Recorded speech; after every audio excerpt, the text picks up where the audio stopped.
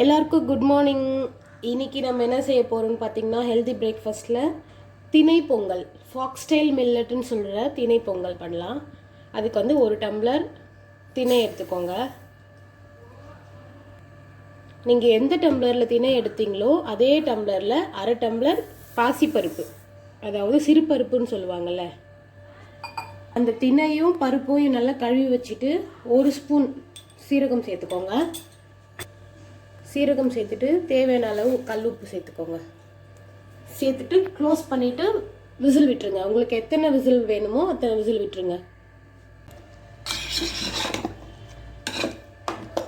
Okay, Pongal வெந்துருச்சு. இந்த மாதிரி விட்டுக்கோங்க.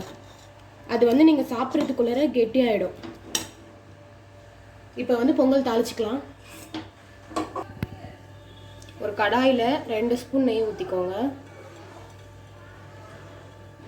நெய்லேயும் பண்ணுங்கள், இல்லைன்னா எண்ணெயிலையும் சேர்த்துக்கலாம். நெய் கம்மியாகவே ஊற்றிக்கோங்க. கொஞ்சம் மிளகு, கொஞ்சம் சீரகம்,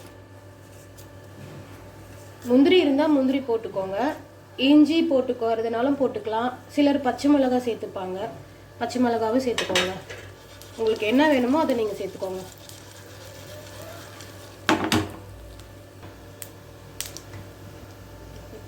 பொங்கலுக்கு ரொம்ப மெயின் இன்க்ரீடியன்ட் வந்து பெருங்காயம்.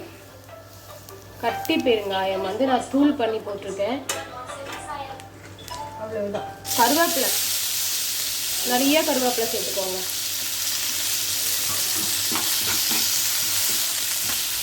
நீங்கள் இஞ்சி போட்டுக்கிறதுனாலும் போட்டுக்கலாம், முந்திரி போட்டுக்கிறதுனாலும் போட்டுக்கலாம், பச்சை மிளகாய் சேர்த்துக்கிறதுனாலும் சேர்த்துக்கலாம். எங்கள் வீட்டில் இஞ்சி முந்திரிலாம் போட்டால் சாப்பிட மாட்டாங்க, அதனால் நான் சேர்க்கல. அவ்வளோதான். பொங்கலில் கொட்டி மிக்ஸ் பண்ணிக்கோங்க.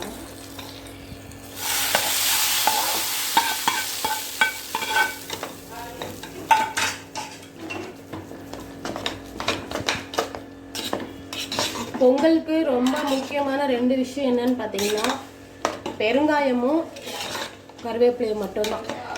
அவ்வளோதான், நம்மளோட பொங்கல் ரெடி ஆயிடுச்சு. கொஞ்சம் கொத்தமல்லி சேர்த்து கலரி எடுத்துக்கோங்க.